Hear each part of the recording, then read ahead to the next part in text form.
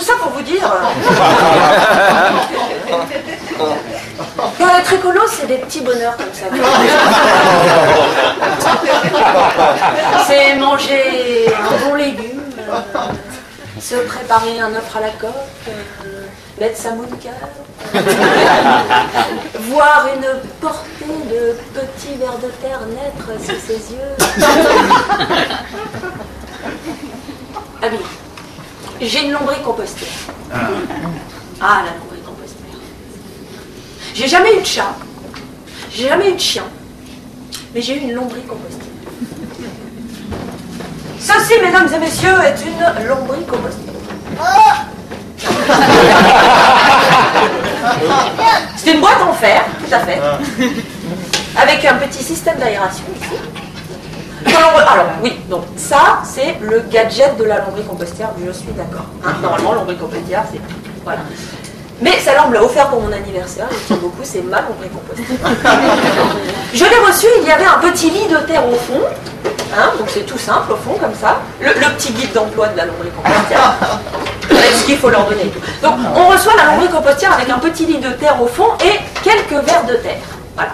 Et le principe de la lombricompostière, c'est que les vers de terre vont manger les éléments organiques, nos déchets des légumes qu'on va mettre dedans régulièrement, on va les nourrir comme ça, et les petits vers de terre au fur et à mesure, tout content, ils vont grandir comme ça, au fur et à mesure, ils vont finir par se reproduire, il va y en avoir de plus en plus, et comme ça tous les jours je nourrissais mes vers de terre qui devenaient de plus en plus gros. Alors il y avait les premiers qui étaient déjà bien comme ça, hein, à peu près, puis après il y avait ceux qui étaient comme ça, puis ça commençait par faire des gros paquets comme ça, ils se mouvaient ensemble, comme ça, tout collé, et puis comme ça, ils faisaient comme ça. Et puis, à un moment, j'ai vu dans le haut du couvercle, juste là, il y avait des tout petits, comme ça, tout petits blancs, c'était des bébés. J'avais des bébés, merde. Je les avais nourris avec amour, comme ça, en suivant bien le guide. C'était merveilleux, j'étais maman, quoi. Vraiment, moi, la lombricompostière, c'est quelque chose, je m'y suis beaucoup attachée. Les vers de terre, c'est aussi, c'est pas autant gluant, c'est pas autant glissant, c'est même pas encore autant visqueux que les gens qu'on va aller rencontrer quand on fait du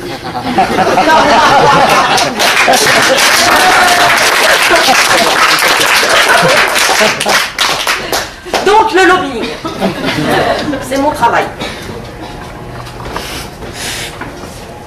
Je suis très exactement chargée de campagne changement climatique et habitat écologique au sein d'une association écologique. Micro.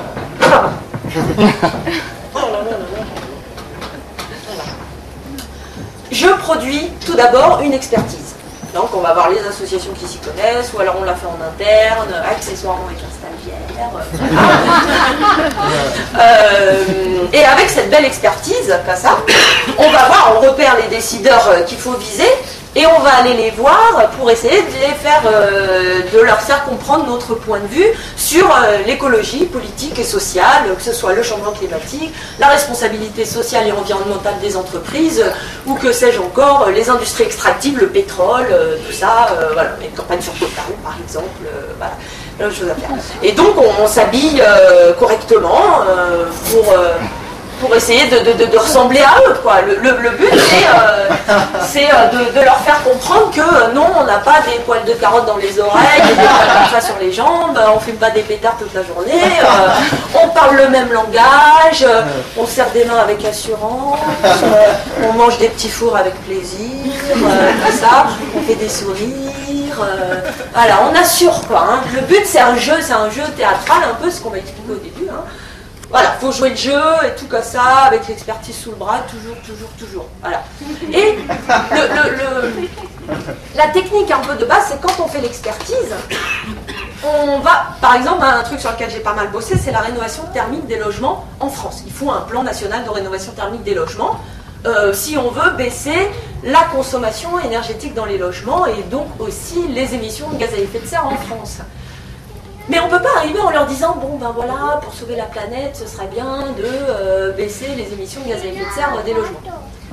Donc on arrive avec une expertise beaucoup plus chiadée, où dedans, on va leur parler de pouvoir d'achat, numéro 1, création d'emplois, création d'activités, indépendance énergétique de la France.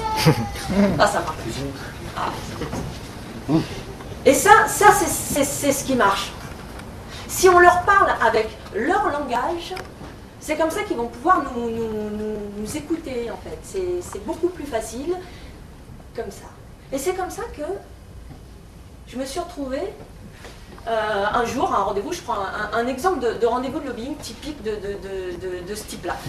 On était ce jour-là au ministère de l'énergie, de l'écologie, de la mer, du développement durable, des filières vertes et des négociations sur le climat pour aller rencontrer le secrétaire d'État au logement. On était 4 ce jour-là. Il y avait ma directrice, à l'aise, elle a fait ça depuis un certain temps, voilà. Il y avait moi, il y avait le secrétaire d'État au logement, un homme, beau garçon, une quarantaine d'années, très à l'aise, dans ses appartements, en gros. Hein. Bonjour madame, bonjour mademoiselle. Je suis vraiment très heureux qu'on ait enfin pu fixer ce rendez-vous. Ça faisait longtemps qu'on essayait, effectivement. Grâce à mon assistant, on a pu trouver un petit créneau. Je vous en prie, asseyez-vous, faites comme chez vous. Faites comme chez vous. Et puis à côté de lui, son assistant. Lui, il fait qu'écrire tout le temps. Et donc nous sommes là ce jour-là pour lui présenter un dossier sur la précarité énergétique. Précarité énergétique, c'est tout simplement ce que ça décrit, hein, c'est des gens qui galèrent pour payer leur facture d'électricité ou de chauffage et qui se caillent l'hiver, qui ont du mal à chauffer, qui vivent en général, alors, qui combinent en général le fait d'être en galère financière et de vivre dans un taudis où tu as de la moisissure dans les angles, du courant d'air qui passe sous les portes, sous les fenêtres, etc. Les jointures, il n'y a rien du tout. Enfin bref, donc ça c'est la précarité énergétique. On y allait pour lui parler de ça. Et donc on s'installe à cette belle table. C'était pour un petit déjeuner. Il faut dire que c'était pour un petit déjeuner. Pas un petit déjeuner au ministère de l'écologie bah c'est joli. La blanche. Verre en cristal. Orange pressé, au minéral, une pyramide de petites viennoiseries. Alors, monsieur le secrétaire d'État au logement, évidemment, très à l'aise, se sert une orange pressée, tout à fait madame. Moi j'ai une petite viennoiserie, ça. Oh, moi je me dis, oui, je suis à l'aise, tout à fait, je prends une petite viennoiserie.